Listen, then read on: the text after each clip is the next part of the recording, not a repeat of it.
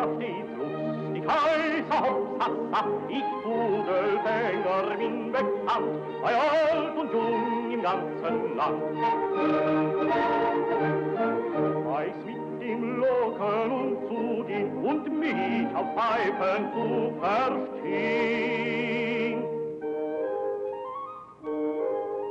Drum kann ich so lustig sein, denn alle Vögel sind ja mein.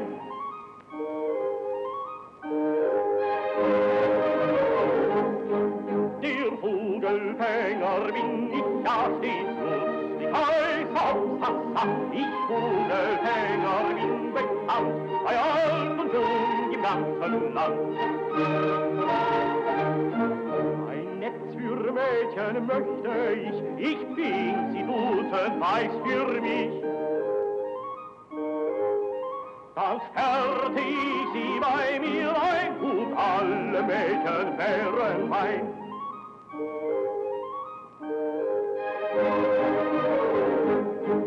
Wenn alle Mädchen wären mein, so tauschte ich brav Zucker ein, die welche mir am liebsten wär, der geb ich. I hope you will forgive me if I don't raise my voice as much as sometimes. This morning I seem to be nursing a somewhat trying cold, and I've got to keep my lungs for other purposes. I had hoped to hand out another little screed to you this morning, but like many other things in the university, the duplicator broke down. It's really quite reassuring when the university runs out of paper, or so it seems to me. What I do have to tell you, however, is something which is mildly alarming to me, and maybe mildly alarming or amusing to you, and it simply is that the registry handed me a sheet of paper. Actually, they handed me 32 sheets of paper with the names of students who purport to be in this class on it. And there are apparently, if they were all to assemble, 812 people.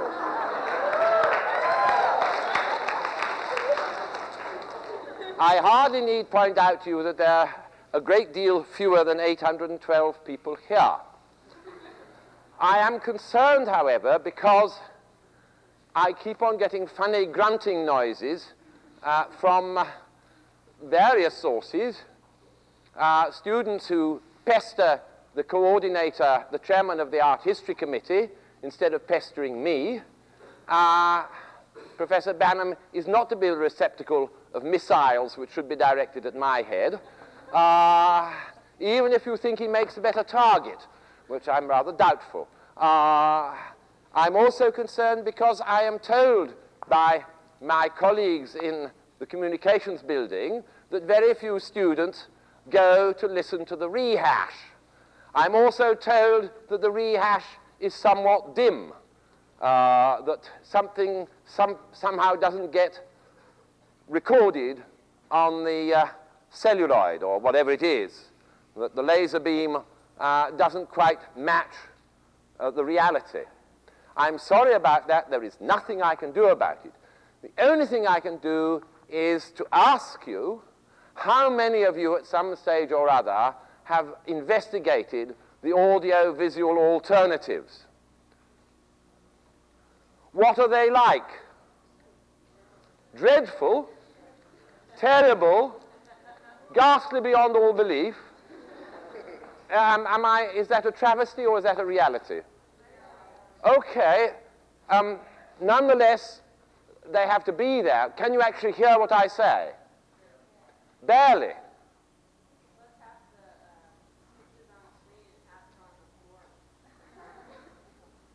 What are we to do about it?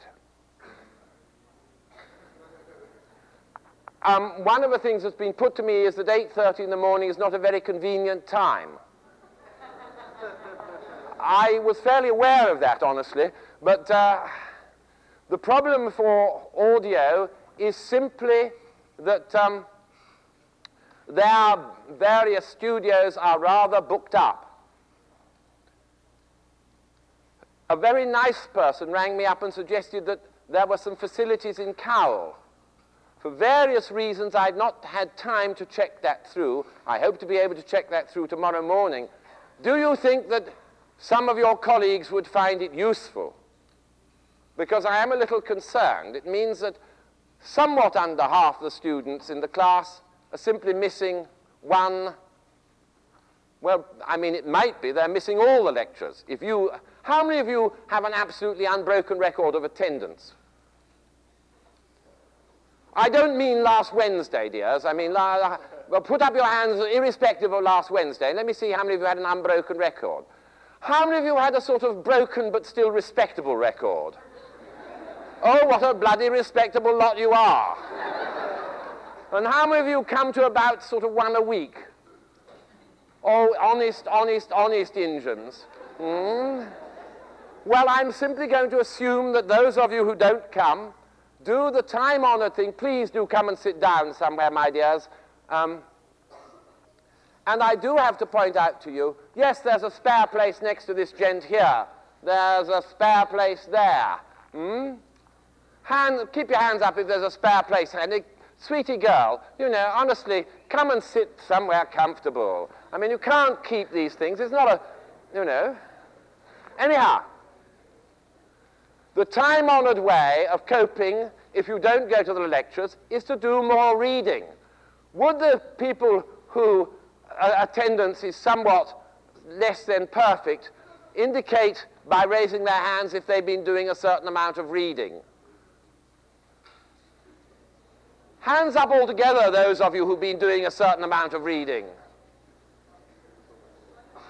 Hands up those of you who are sort of somewhat negligent about your reading.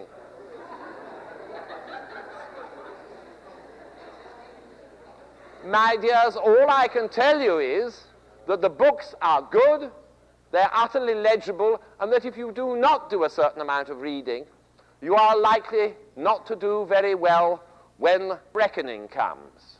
And I do have to warn all of you that, surprising though it may seem, I do have a reckoning. One far fierce hour and sweet. There was a shout about my ears and palms before my feet. The test, though you mark it yourselves, you just don't have time to write in the answers if you're that way inclined, if you're inclined towards cheating. Many students do not get very good scores on the test. And one of the reasons is simply because they don't do enough reading. The absence of reading also becomes apparent in your papers, but most of all, my dears, the absence of reading becomes so evident to your children in due course. You know, when they say, and you take them round the room and they say, "Mummy, tell me about anger." And you say, "Ah," and you can't, you know. Or they say, "What's that?" And you say, "Well, I think it's a palace." And they say, "Oh, we know that it's a palace. We know it's Versailles. But tell us more about it." You will be ashamed in front of your children if you don't learn something now. And it's perfectly true that the young have to rescue the old, but they may give you up as a lost cause if you never do any reading.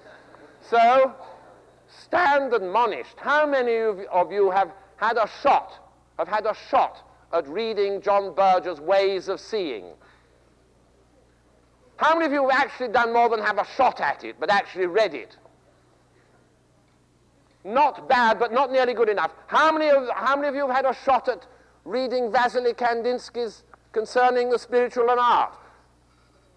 Dim, dears. Now look, I can read a sermon to you.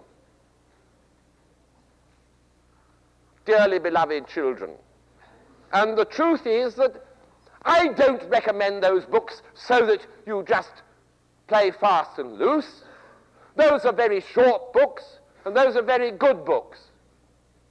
And I suggest to you that you're being impertinent, not to me, and as for the people who can't be bothered to roll up, they're impertinent beyond belief.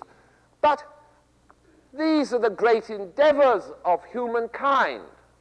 If you cannot be bothered to pay a little bit more attention, you're shabby folk. You're really shabby folk. Do you really need to be whipped? I mean, I'm ready to dangle a carrot or two in the way of a prize. But do I really actually have to whip some of you in order for you to be university students? Idle, but not totally idle. Shame on you. These subjects, these situations are as important as anything else you will ever meet in life. They are more emotionally and intellectually interesting than I would have thought. More or less anything else on this campus, except young men and young women. And certainly more than most academic subjects. The books I recommend to you are not academic. They're written from the heart by people who care very deeply. And if you can't care, for goodness sake, go away. Just go away. Bury yourselves. Admit that you're already dead. My friend Professor Holmes always used to say, probably about a third of the students in this class are already dead. How do you keep yourselves alive? Not by guzzling McDonald's, but by giving yourself some intellectual and emotional fare. And I wish I could make some of you blush.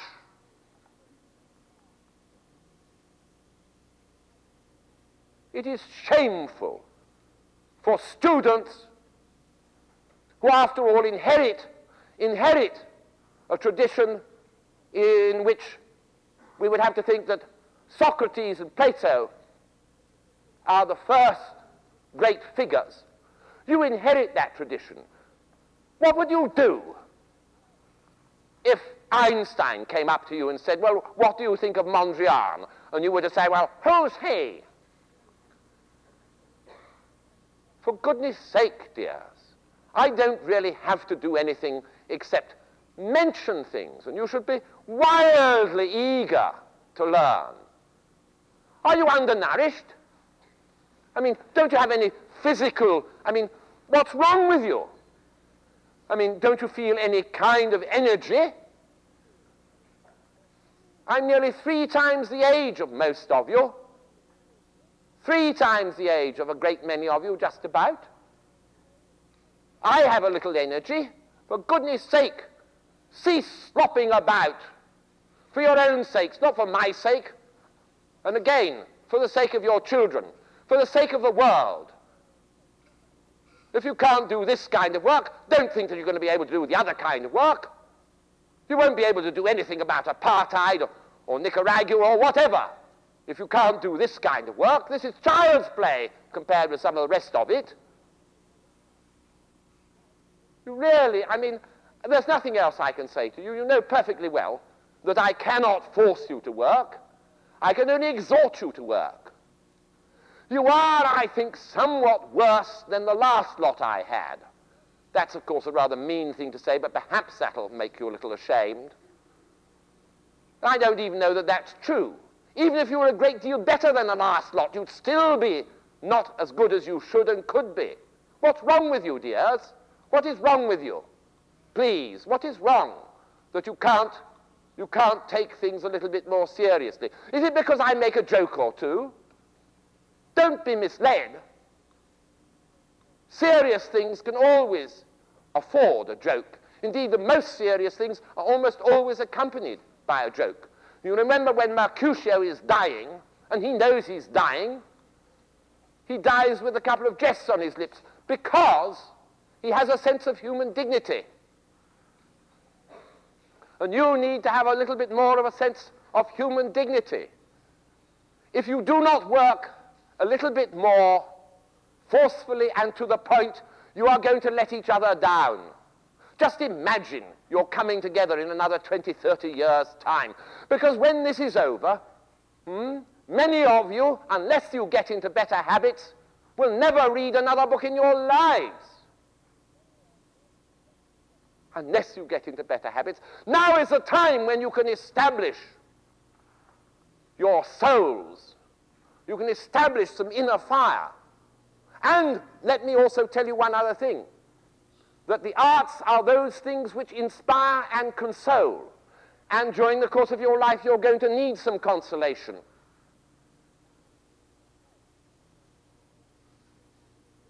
So, brace up. Brace up a bit. Brace up a bit. Some of your posture is feeble. Feeble, feeble, feeble. Feeble posture. I'm going to write on the board one thing which I almost always tell all classes.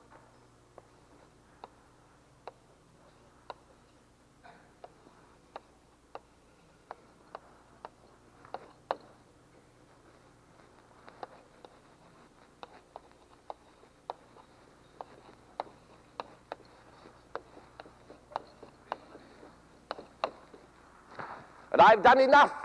I've done enough entirely of the blessing and the relaxing.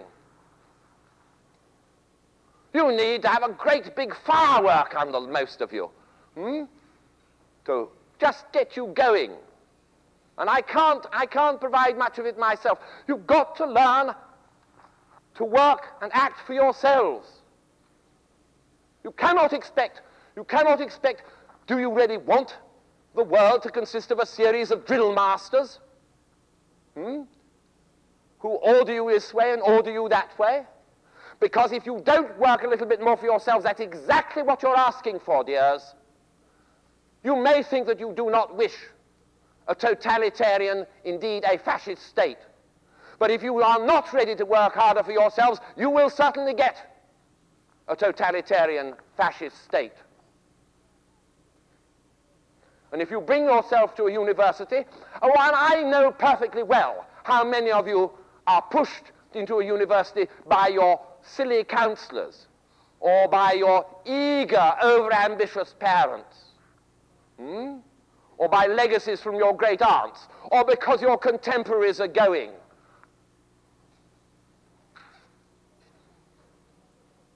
Have you something which you wish to indicate to somebody else, dear girl? No. Well, I'd rather you didn't wave in that kind of way in that case.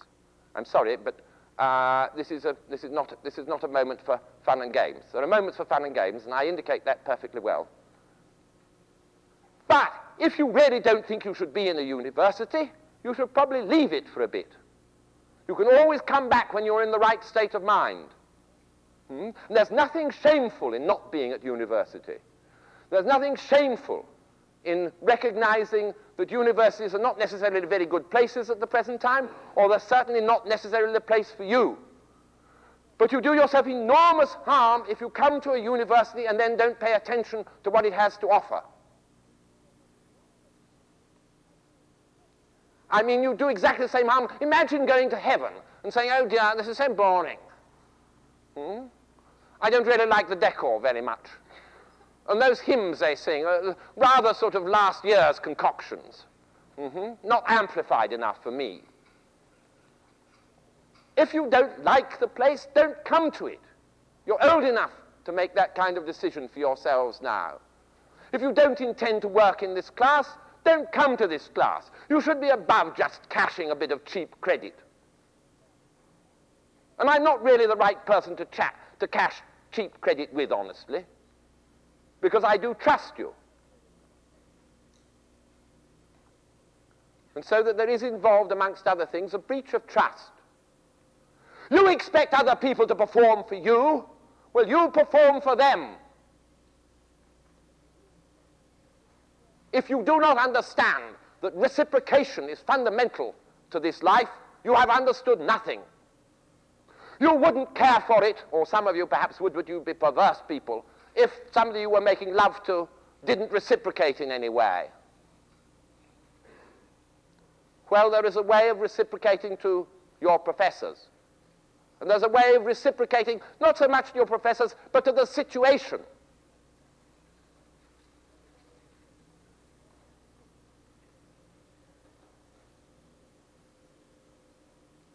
I'm just going to let it sink in for a moment.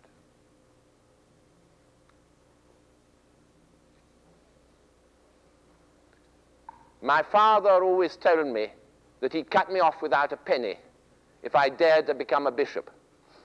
Fortunately, my dad is dead, because that was a piece of straightforward preaching, and I won't do it again, but I do feel I have to do it once, and you'll forgive me if I chose this particular occasion.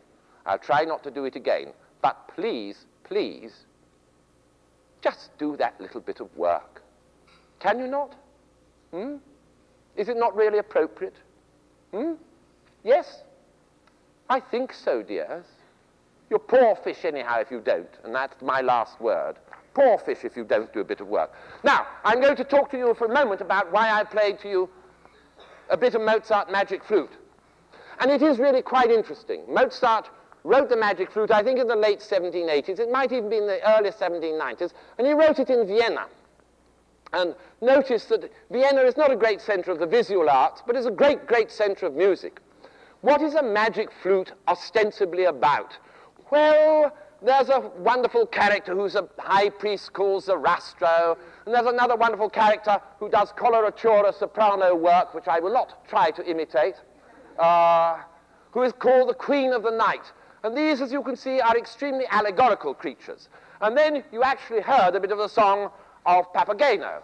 And Papageno is a different kind of allegorical figure. He's a bird catcher, a merry bird catcher. And he eventually has a lady, so much for preaching. He has a lady who is called Papagena.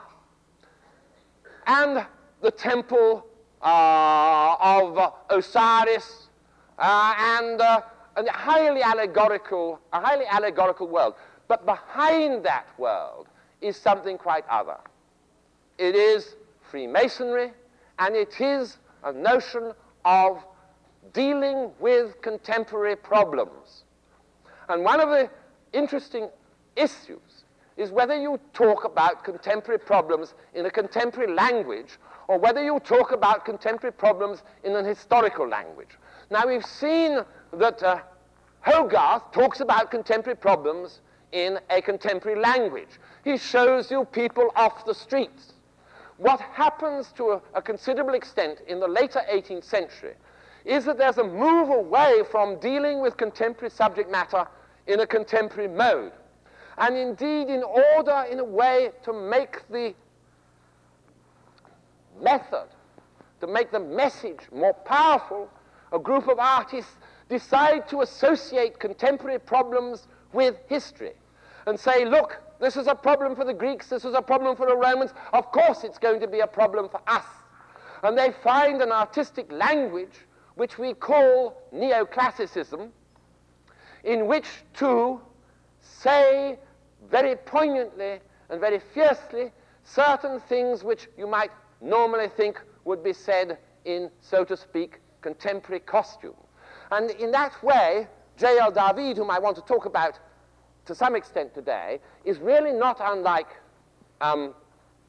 Mozart, nor actually is Canova, the great sculptor, utterly unlike. And Canova and David have a good deal in common. And it is really quite interesting. Let's have a look at some of the slides and plunge you into a reconciliating darkness. It's really quite interesting. Of course, one of the things we simply have to recognize is, of course, that the whole fabric of society towards the end of the 18th century is crumbling, is changing at a more and more rapid rate. And the most fundamental aspect of that is the changes in population. And those changes in populations are particularly dramatic, actually, in one of the strangest economies in Europe, in Ireland. But they're also very dramatic in England, and then they become more dramatic elsewhere. And finally, of course, to the social changes come political changes, which perhaps you can say culminate very simply in a single painting, which is a painting by Marat, by David of Marat. And my first thing is to remind you that Marat, the painting of Marat, is a revolutionary painting. And I want to remind you also, in certain respects, how modern it is. Let's have a look at the next. And it is modern in its form as well as in its content. The form is not unlike the form of a Mondrian. Very, very much restricted to horizontals and verticals, just, of course, as the content is a content of a revolutionary hero. a man, relatively speaking, of the people. If we're in any doubt about the changes, let's have a look at the next, the changes which take place in the late 18th century. We can compare this fairly late painting by Hogarth, which is one of a group of paintings he did called the Election Series. And here you can see a typical English 18th century election. Here is a candidate being kissed by a perfectly delightful lady over here. Here is a brick flying in through the window. Here is a tough, one of those people who goes beating people up. Here is a very promising elector who is dying from an overdose of oysters. And it gives you some idea that 18th century elections and 20th century elections are not really all that different. There's plenty of bribery, plenty of corruption, an enormous amount of violence. And Hogarth satirizes it directly. All right, if we turn to David, what do we find? Now, it's interesting. You see, Hogarth is painting in 1754. This painting of David is 1787. How much nearer are you to the French Revolution in 1787? You're very close. You're within 2 years, aren't you, of the meeting of the States General.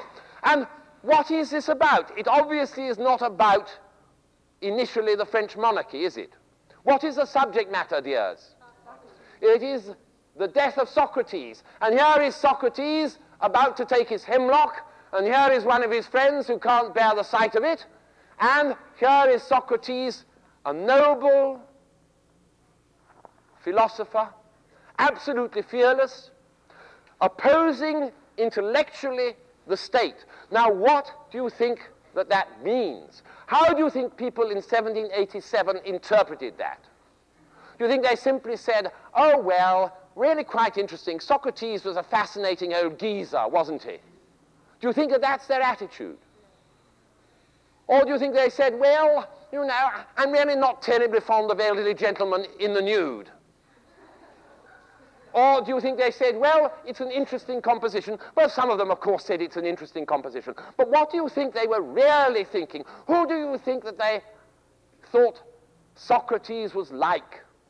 To whom did they compare Socrates? They compared Socrates to the French philosophers, didn't they? They compared Socrates to Voltaire and Montesquieu and Diderot and Rousseau and the great group of reformers, you see. And they compared Socrates to those young men and not so young men who were at that very moment beginning to defy the state and beginning to say, we must have change and we must concern ourselves with truth, that the old religion is a pack of clumsinesses. We must preach a newer philosophy, so that under the guise of mere history, David is saying something of an immediate kind.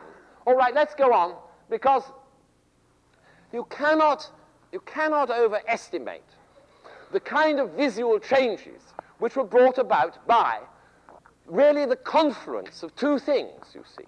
The confluence of a political revolution and the confluence of a change, a fundamental change in style. Now, here is a lovely, charming portrait of the Countess of Howe by an English 18th century painter, Hogarth. And look at the complexity of her ruffles here. Look at her fichu. Look at her little chip hat. Look at her swelling robes. No, this is by Gainsborough. And it's about 1770. And now look at a portrait by J.L. David. Apart from the fact that the girl is a bit of a pudding face, which you'll all notice immediately, what else do you notice? You notice that her costume has entirely changed, has it not? But not only her costume, but her circumstances have changed. She is no longer presented as part of an idyllic landscape of extraordinary gracefulness. She's there straight in front of you. She confronts you with a very, very modern look. You might almost be photographing her, might you not? The directness of the gaze. You also notice, in fact, of course, the neoclassical chair. You notice something else, that her costume is extremely simple. You could all do that just by putting on a bed sheet. You notice also that she has a characteristically high bust and high waist. You notice that her arms are bare. If she was a little bit more fashionable, you notice one other thing, and that is that she was wearing wet drapery. It is an interesting thing, which some of you may know, that at the height of the 1790s, women's fashion changed so much that while they didn't wear blue jeans, they were determined to reveal their shape, because the leading art had become, I think, for a while, sculptural, and they wore wet drapery. They would literally put on their muslin and then damp it so that it would cling to their figure, so that you could see those wonderful long, slender lines, if they happen to have long, slender lines, you see. What are they trying to do? They are trying to imitate the ancient world. And why are they trying to imitate the ancient world? Well, the answer is a long and extremely complicated one. But part of it, I think, can be gathered by thinking about one other very fascinating thing which happens at the time of the French Revolution. And that is, at the time of the French Revolution, the revolutionaries try to introduce a new calendar. Did you all know that? And there are some interesting aspects of the new calendar. One of the interesting aspects is that the weeks would consist of 10 days. So that instead of having a holiday once every 7 days, you had a holiday once every 10 days. Of course, what did it go with? It went with the introduction of the metric system. Now, the metric system, of course, is highly rational. So you have to think of the French Revolution, amongst other things, as being deeply concerned with the deepest kind of rationality, and also desiring for a complete change. Now, when human beings really want an absolutely complete change, how do they go about it? It is really so difficult to go through a complete change in which you don't have some form of role model. You know, we're going to be entirely different from everybody else. Well, how can we do it? Well, of course, by copying the Greeks and Romans. Then we'd be entirely different from the present day. And I think the development of Neoclassicism is related to this. It is also related to the fact that the feudal system had been thought of as going wrong. Furthermore, that quality of art which we call Rococo, that frilly, frivolous, curving quality, began to seem to more and more people in the latter part of the 18th century as entirely too frivolous, as not serious, as not having a deep moral purpose. And you don't have a revolution just in order to be able to go and sleep in the foyer of the UCSC library. You have a revolution because you are serious and because you want to change things. And you simply cannot have a revolution with a Rococo style. The Rococo style just simply does not lead in a revolutionary direction. It leads to giggles, not to bloodshed. And the revolutionary style, and so they copy the Greeks. And, of course, what is the other thing that's very notable? Look at her hair for a moment. And what would you say was notable about that? She hasn't braided it. She has hardly even combed it. It is what you might call natural, isn't it? Her arms are bare. That is also natural. And so the Greek, the neoclassical ideal, is also closely related with a transformation, a shift in the ideal of nature. And nature being conceived of more and more as unadorned. You can think of nature in many, many different forms, but one of the ways in which people increasingly think of nature as in opposition to artificiality. And her hair is natural. And she is painted by J.L. David. Okay, let's have a look at the next.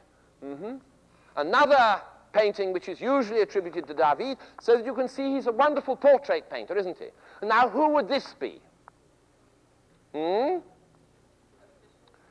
Yes, what's he wearing?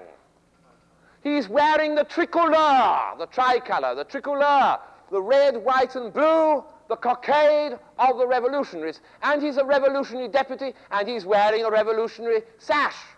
And, interestingly enough, how about his hair? You could pull it off the mall any day of the week. It is totally, totally unlike the hair of 20 years previously, just as his costume is unlike the costume of 20 years previously. He's a new man of the 1790s. My dear sir, I'm very obliged to you, but no, I will not excuse you. You can damn well wait and no, you don't take your bicycle in the middle of my class. So go out. Go on, the class is not a proper place for taking bicycles. Go on, remove yourself, please. Excuse me.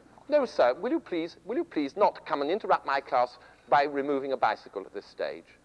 Go on, leave, please. Please forgive me. I find left my bike here. I'm sorry, but you wait until the end of the class. What is wrong with waiting till the end of the class? Sure. I will.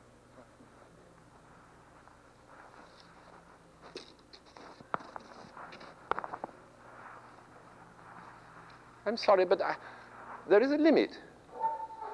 And if some of you find my insistence objectionable, you just have to find it objectionable. I don't know what the place will come to. Really don't. I really don't. Well, you probably wouldn't, my dear, but, you know, I did, unfortunately. If I hadn't noticed him, I wouldn't have stopped him, would I? Anyhow, now, here is another Hogarthian scene from the middle of the 18th century, a modern midnight conversation. Now, I want to point out to you that as well as the movement towards Neoclassicism, there's another interesting movement which takes place in the latter part of the 18th century. And it takes place in literature, and it takes place in art. And that is a movement which we tend to call sentimentalism. And sentimentalism is itself, of course, very difficult fully to understand, because what do we mean by sentimentalism? We have some idea, and what we tend to mean by sentimentalism is different from just having sentiments. It is luxuriating in those sentiments. And one of the things that happens in the second half of the 18th century is that people begin to admire each other for the fineness of their emotions. At its extreme, there is an English novel, actually written by a Scotsman, called The Man of Feeling. And the man of feeling simply has the weakest tear ducts you ever come across. He sees a dog that it looks a bit hungry, and he bursts into tears. He notices a beggar, and, he's in floods of tears as he presses a couple of guineas into the beggar's hand. A flower begins to droop in the afternoon, and this dear man says, "Oh, my dear, I just simply can't stand it, you know. I'm so upset because this flower is beginning to droop. I must have another burst of tears." Now, I think one can easily caricature this movement and make it seem simply silly. One of the things that really is important, actually, is that, as you know, human society goes through periods of suppressing emotion and then perhaps overvaluing it. And you could argue that this is a natural reaction to a previous period in which people had been cruel and rough, and certainly the age of sentimentalism also coincides, you see, with the age of humanitarianism. And the same people who become silly about dogs who haven't had their dinners are the very people who say, and of course we must stop slavery. So that we mustn't think of sentimentalism as being an entirely foolish movement. It does give birth, however, to a certain amount of somewhat foolish art.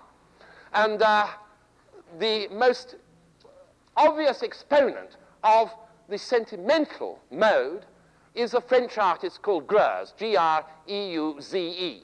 And Greuze, obviously in some ways, is he not, is in the vein of Hogarth, isn't he? You see the same quantity of people, you see all the dogs trotting about, you see the bedpans and so on and so on, the warming pans and so on and so forth.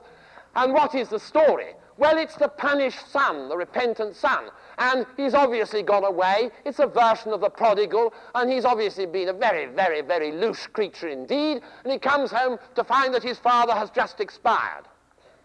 And so he misses the dying blessing. A very touching scene. Why might one say it is perhaps a little bit super-sentimental? Well, I think partly because of the absurd look on this lady's face. the extreme gesture here. And the people just expostulate a little bit much. If we want to get a better sense of that, let's have a look at the next. Hogarth himself, towards the end of his life, this is one of the very last paintings, had got more genteel. And it's called The Lady's Last Stake.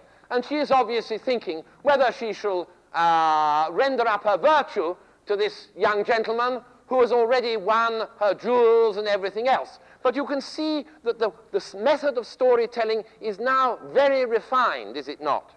And it leads on to that world of Cruz, who is, let's have a look at the next, who is active in the 1760s. And here you see is another Cruz painting. And actually the sentiment and the children indeed are somewhat sickly, are they not? Here's a very good clergyman, and here's a very good widow, and the clergyman is instructing the widow's daughter in a totally pleasing kind of way, and it is even a rather sentimental dog, the sort of dog that'll sit up and beg, and not at all a Hogarthian dog or cat. And here you see is another Cruz, and you begin to wonder what the real purpose of the painting may be. Is it actually to paint a nice picture of a lady with a bare bosom? What is the real meaning? But she's clearly in a sentimental mood at her broken mirror. And here's one which is even more obvious. It is the pretty milkmaid. And is she really an innocent milkmaid, or is she in fact a somewhat suggestive milkmaid? Do you see? So one has to recognize that within the whole realm of sentimental painting, and there's a very great deal of it, I'm not showing you much, but within that there are whole levels of purer and less pure points of view. Here is an English version, and notice how much you are asked to sympathize. Notice that the sentimental mode calls upon the sympathies, wants to involve emotionally by sort of suggestive hints the audience. And what are you meant to think? You are meant to think, oh, what a poor, sweet little doggy, and oh, what a poor, dear child. Oh, look, she's ragged. Oh, dear, she's not very well fed. Oh, and she doesn't have any shoes. We must do something about it, dear little thing. But I don't think you're being called to reform Parliament. You're being called to shed some happy tears. And in fact, of course, she is really quite well fed, and her cheeks are really quite clean, and her hair has been brushed. And she does actually have a rather nice dog. She is not a girl out of the gutter at all. She's a rather prettified little girl who is doing duty in a sentimental way for such a situation. And of course, what is she? She's not one of the increasingly large number of orphans in the great cities. She's a country girl. She's possibly even a gypsy. So she is romantic into the bargain, rather than a tremendous and frightening social problem. And what about the landscape? Is that landscape a social problem? Absolutely not. It's not about to be gutted by some form of reorganization. It's not going to be split up amongst the landowners. It looks like a nice piece of common. And you find in the latter part of the 18th century a great many paintings which really, in some ways, evade the social world. And here we see another version of evading the ineluctable development of history. Because you know what this building is? This building is Le Petit Hameau. It is the little farm which Marie Antoinette had built for herself at Versailles so that she could play at being a milkmaid. Well, you know that that's exactly what politicians' wives do in the present day, don't they? They play at being milkmaids. They play at, being involved in drug care or something like that. And very often it's just a form of play acting. But in the case of Marie Antoinette, you see, you have a little farm, and it's all rustic. It has perhaps even a bit of thatch here, and then it has these nice wooden pillars and roses growing, and she can get away from cares of state. And, you see, it is a form of evasive art, if you like. The thing that I think you need to be very careful about is not to confuse the fact that it may be politically despicable, it may be socially nugatory, but it may also be aesthetically quite good and quite fine. I'm not saying that this is, but Gainsborough's paintings, which are often socially evasive, are often aesthetically rather beautiful, and you have to try to sort that issue out. But of course, there comes a moment when you simply can't evade, nor indeed was it going to be the case that evasion was the primary mode. And from Hogarth, we have it descending from his satirical world. And by the way, this is particularly interesting because Hogarth stands at the beginning of so much, and this is called the Calais Gate. And Hogarth once got as far as Calais, which, as you know, is a French seacoast port, and was challenged as a spy, and I think was briefly put in prison. So he had no particular liking for the French. And this is, of course, about the terrible French. And here's a terrible French monk. And it's also about the wonderful noble British, because this is a piece of British beef, my dears. This is one of those sort of sirloins of roast beef that the English always ate. And so it's a hymn towards nationalism. One of the things that we begin to have to face up to in art is the growth of nationalism in art. And this is a nationalistic painting. This is a painting which has a national drum to beat. As you can see, when you get to it, it is a very good joint of beef. And it is a really rather disgustingly greedy friar. Look at his licking his lubricious chops. And then you see in the background there are all these penitents, and Hogarth has a tremendous go at the French. Well, the satiric tradition in Hogarth is carried right the way down to the end of the 18th century. And here you see it in an artist called Rowlandson, who was born at the same year as William Blake and takes us into the 19th century. Here we have it in another Rowlandson, quite amusing and comic. And here we have it in yet another one. Much of Rowlandson is social commentary, however. It doesn't always have a hard political sting. And here we just see ladies getting dressed for a masquerade, a charming and amusing little piece. And the humor of Hogarth, well, here is Hogarth's drawing in the last year of his life of John Wilkes. And John Wilkes was a new figure because he was a demagogue, and he was a popular demagogue, and he encouraged the mob. He was at one with the mobocracy. The mobile people, as distinct from the gentle people, and as early as the late 1760s, you have a proto-revolution beginning to blow up in England. If you want to read about that, there's a wonderful book by George Roudet on Wilkes and Liberty. There's also another more general book by Roudet called The Crowd in History. But it's interesting, you see, Hogarth leads directly into Gilray. And Gilray, at the end of the 18th century, satirizes the royal family. This is the heir to the royal family, my dear. This fat, idle voluptuary, a voluptuary under the horrors of digestion. And, of course, costing the nation an enormous sum of money, eating, and then picking his teeth with his fork. Disgusting. And, of course, everybody loved, let's have a look at the next, loved to buy a little print like that. And eventually, of course, Hogarth comes down to the 19th century, comes down to Oliver Twist, and here is poor Oliver being received by the wicked Fagin, and there's Bill Sykes in the background. So that in England, you have that tradition, and here's Fagin in the condemned cell, a wonderful image. But Hogarth leads to more important things. The Mariage à la Mode, the Rakes Progress, and you can see from the Rakes Progress, we move with one hop, skip, and a jump, and we're in the world of Goya, aren't we? In the world of the Capriccios.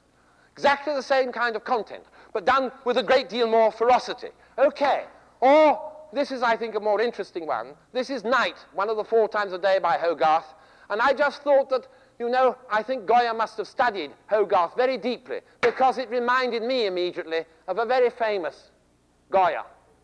And it reminds me because of the lighting. And I don't think I'm mistaken. I think that there is a connection. So that we can see Hogarth coming down. And Hogarth, of course, was not only a direct reporter, he was also a proto-surrealist. And here he is in a proto-surreal kind of situation because here is old time smoking an old master, you see? And here's a huge jar of varnish, and here are classical figures. And Hogarth, of course, was very against the classical method. He was very against the old masters. But he is succeeded by a generation who are deeply enraptured with history.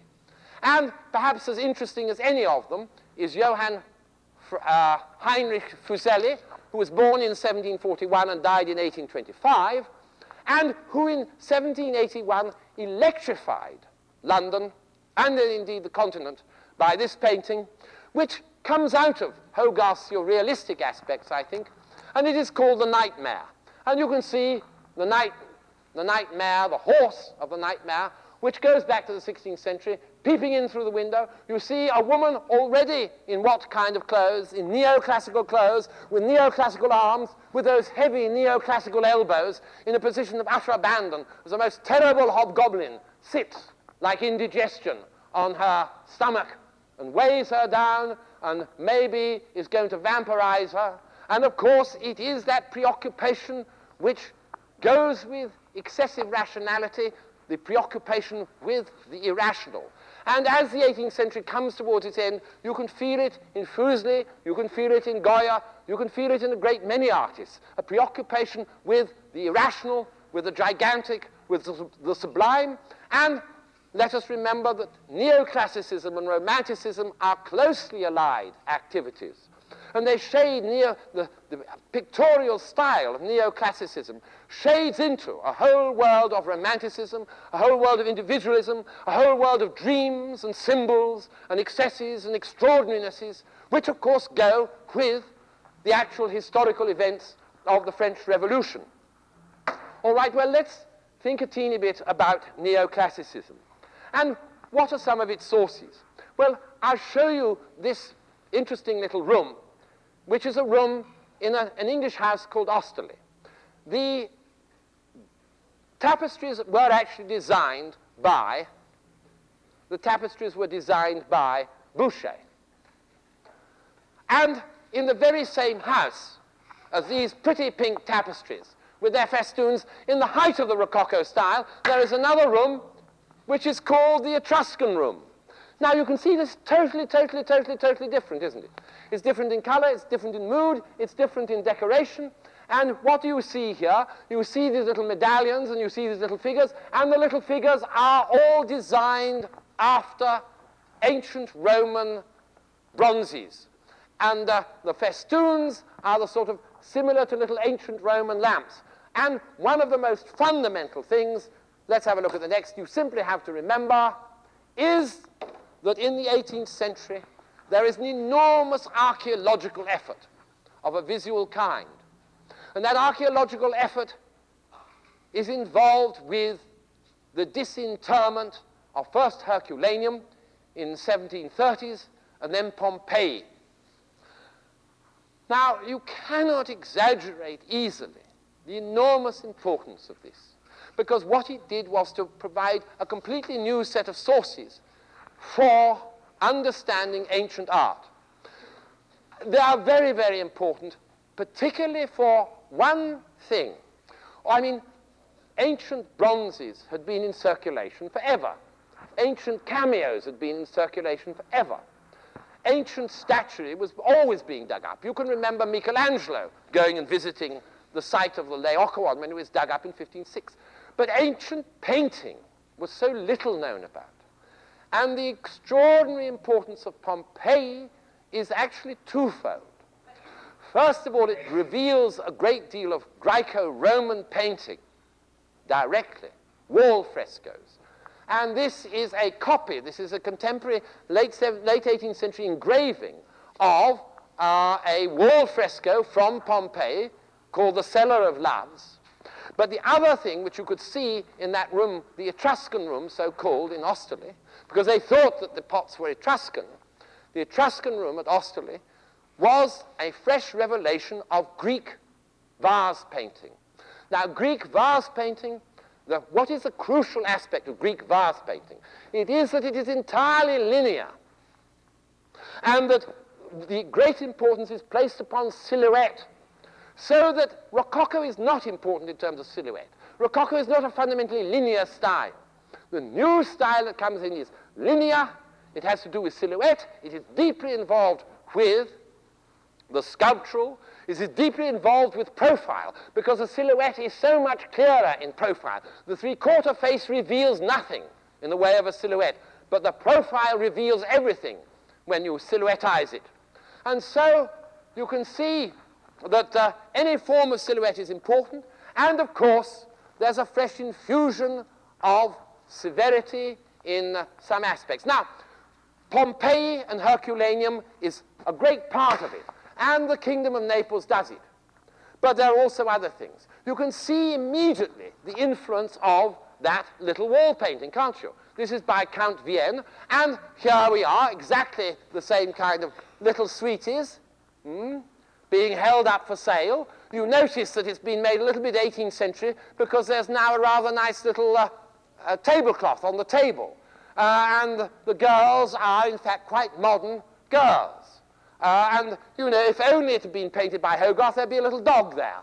But you see, the composition is taken over, and there's an attempt to go back to ancient furniture, particularly in this stand with its great urn on it, and in the architecture. Well, that is Count Vienne, about 1760. Interestingly enough, J.L. David himself does a drawing based upon this same composition. And you notice how simple he's become, and how he delights in classical costume, and how he delights in these simple arms and in these simple profile silhouettes, and how he simplifies the dear little Cupids. And then let's have a look at Fusselli, because Fusselli also did a version, and you see Fusselli is absolutely overwhelmed, traumatized by various kind of nightmares based on it. And instead of it being a young woman who sells the loves, it's a desperate and frightening old crone. And the woman to whom the little loves, who are very resistant and not at all charming little creatures, is at once a Maenad and a lady of fashion. So you see the strange flavor of J.H. Fusselli. If you want to read about J.H. Fusselli, there's a good book by Peter Tomori, and there's also a book by Antal.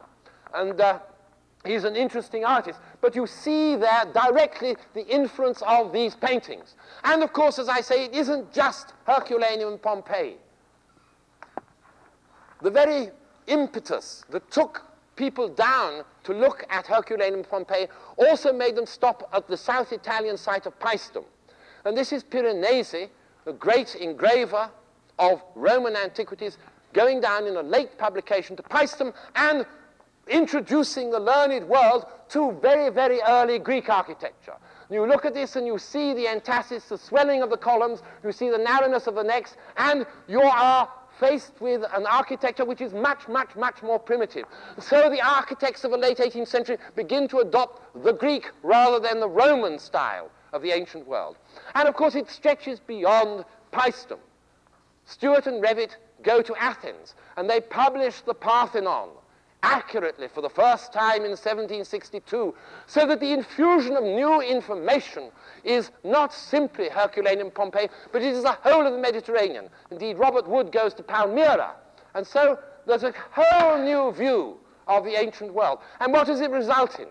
It results in, amongst other things, a different language of architecture, a language of architecture which is much more primitive. And here you see not Roman, but Greek architecture. You see these columns have no bases, don't they? You see the simple triglyphs. You see the very, very simple capitals. You see these thick and heavy. You see the proportion. Well, this is by a man called Ledoux, who is one of the revolutionary architects of the late 18th century. And these architects are visionary. Boulez and Ledoux are two extraordinary visionary architects who think in entirely new shapes and terms. And in order to do this, they go back to Greek architecture. If you want to see just how extraordinary Ledoux is, how's that for an odd building? And would you really think that that was an 18th century building? Hardly. Notice again the extreme squatness of the columns, the extreme fatness of the columns. It is, in fact, a visionary prison. Actually, Ledoux was asked to design a new industrial city in Arc-et-Senans, and some of that exists. Unfortunately, we don't have enough slides of it. But you can see, let's have a look at the next, the influence of Neoclassicism. And then it takes over in a huge way towards the end of the 18th century, and you have Germans, Daley, Klenzer, and Schinkel, all adopting this Greek style. There you can see a sort of Parthenon. Here is Schinkel doing the gatehouse of the guards in Berlin. And look at the columns, look how fat they are. Look at their baselessness. Look at the primitive shape. Look at your sense of these great lumps of masonry. Nothing Rococo about that. Nothing graceful. Something primitive and stern and attempting to be archaic. And so the 18th century wants to go back to roots. And of course, all revolutionary movements tend to want to go back to roots in order to spring in a different direction. And the root is a Greek root. Here's another Schinkel. This is the Autos Museum. And actually, it's Doric, but you can see, look at the simple and enormously powerful horizontal entablature. And the one thing you can say about that is it's not Rococo. Absolutely not under any circumstances. There's no sense of humor about it at all. It's intensely serious and severe as a style. Okay. Another great neoclassical building. Let's go on and have a look at the next. And don't think it's just French or German. It eventually percolates even to Scotland. And this is a school in Edinburgh. And it is still, you see, done in that clipped Greek style, done by a man called Hamilton. And of course, in the early 19th century, Edinburgh liked to think of itself as the Athens of the North. And that style actually manages to last till the 1860s. And here is one of the absurdest buildings you've ever seen. And if you live in California, you see plenty of absurd buildings. And you can still see the influence of these kind of pylon shapes. And then here we are. This is an imitation of a bit of the Erechtheum. And this is an imitation of something quite else. And that's by Alexander Thompson. It's in Glasgow at about 1860. But of course, that classical style was not taken up without some objections. And the objections are in the way of Versailles, Gabriel, and so on and so forth. But eventually, the visionaries, Ledoux and Boulez, break out, you see, simply of Neoclassicism. They break out into a kind of Romanticism which is extraordinary, and they prefigure entirely Expo 67. This prefigures Montreal in 1967. It prefigures very, very modern architecture. And what is it? Fascinating enough, it's a design by Boulez, done in the 1780s, and you can learn so much from it. First of all, of course, it is gigantic. This is not a little paper frill. These are full-scale poplar trees, dears. Full-scale poplar trees. You see these? They are not flies. They are large human beings. Large human beings. I mean, this entrance must be about 35 foot high. And this is a monument to Isaac Newton. And of course, it's a planetarium, amongst other things. Now, first of all, notice what it is. It has that rational, scientific aspect to it. And then it has something which is so irrational and unscientific to go with the rational and scientific. And it is also, of course, a simple geometric shape. And one of the things which you find people from Goethe downwards and upwards and round about, and it's one of the attractions of Neoclassicism, is its simplicity. Winckelmann, who became the great apostle of Neoclassicism, the great German art historical scholar, wanted things that were calm and serene and simple. And in its own way, this is one of the most simple-minded enormities you have ever seen. And have a look at the inside. And you see it's profoundly impressive, isn't it? And I don't think it was buildable in 18th century terms. But I can't understand why somebody doesn't build it immediately. Let's have a look at the next. Boulez is quite extraordinary. He has this passion, you see, for these very simple geometric shapes, absolutely clear, absolutely distinct. One shape, and then another shape, and then another shape. You know what this is? It's a palace of justice. And can you imagine if you were a poor little criminal? Imagine, I mean, imagine if you were being arrested for being a nuisance in Berkeley, and you actually were taken to one of these. You would be, I mean, it's very impressive, isn't it? We got a detail of it. And just imagine, you know, suppose you wanted to sue somebody for failing, you know, to repair your shoes properly. You started climbing these steps. I mean, what a sense of the extraordinary dignity and primitive value of justice. There's also a sense of a kind of basic geometry. And notice the lack of decoration, my dears, because that lack of decoration is, of course, entirely modern. It gives you a tremendously 20th century feeling. There's a teeny bit along the top, but basically, for instance, the windows don't have any idicules. Let's have a look at another, because it's my favorite, really. Can you guess what this is? Unforgettable, isn't it? Wonderful, wonderful building. Notice again, this absolutely simple shape, totally flat here, just with an inscription. There's a little enrichment here, but so much of it is so simple. And then this wonderful, wonderful entrance. What can that mean? You think it's a place for conferences on tennis? What? The United Nations building? No, it isn't, as a matter of fact. Anybody else care to guess? What? It looks very like a tomb, and I'm sure that some of you would agree that that is exactly what this kind of building is. A tomb, what? She says an educational building, exactly, a tomb. My dears, I'm going to reveal the inside to you, and then you'll know. It is a library, my dear.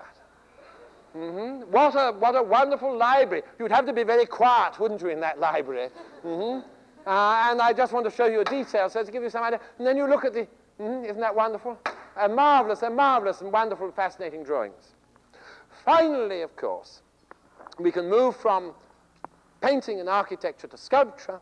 And there, let me just remind you that, in fact, of course, one of the epoch-making events of the period was the rape of the Parthenon.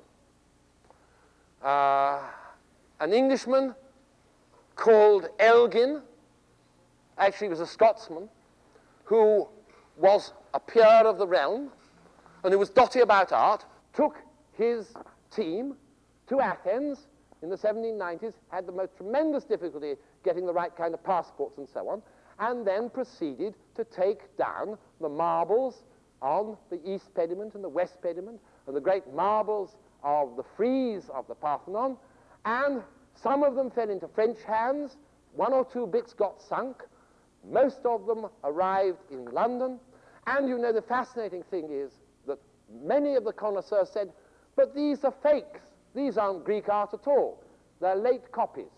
And a huge debate broke out over it, but eventually the British nation wanted, you see, to buy them because it was a national treasure. It was an opportunity for English artists to leap ahead of other artists because they'd have these wonderful things to copy from. And so you get this marvelous, marvelous torso from the pediment of the Parthenon being studied. And of course, of all the things, the sculpture is perhaps the most important. And the sculptural revolution towards Neoclassicism is seen at its mightiest in Antonio Canova, the great Venetian sculptor, who moved to Rome in the 1780s and then became a totally international figure. Came to Paris, came to London, and did such wonderful things as Hercules and Lycus. And Hercules is gone mad, and he's just about to bash Lycus's brains out. And you can see, first of all, it is that revived interest in the totally nude. And there's a revived interest in elemental passions seen in their extremity. And that revived interest in control of extremely complex, yet fundamentally clear silhouettish pose. Canova, whom I wish we could spend a lot of time on because he's indeed a fascinating artist, oscillated between two poles, as indeed did J.L. David. The pole of this grandiloquent, barbaric scene of Hercules and Lycas, and then a sweetness and tenderness which is seen in the Cupid and Psyche. And once again, it's a very complex pose, but you see, in fact, idealized figures with extremely methodized limbs and volumes, and extraordinarily clear and exquisitely controlled contours. I think I've got a little detail of this. You can see how beautiful it is. You can also see, I think, the influence that I was talking to you before about, the influence of the plaster of Paris, and the initial plaster cast. But let me just point out to you that Canova is not very interested in nipples. He's not very interested in the detail of the figure. It is the general lines and that capacity for generalizing and idealizing, which is one of the reasons why the neoclassical style came in, because they wanted to generalize, they wanted to idealize, and they wanted to produce an image of perfection. A kind of quintessence, you see.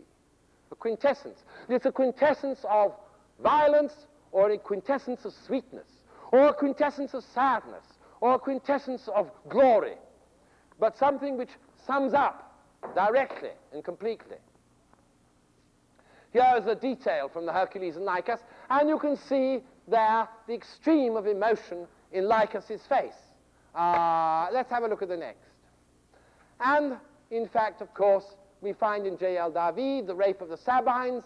Here we have a nice violent scene, and I want to contrast that with another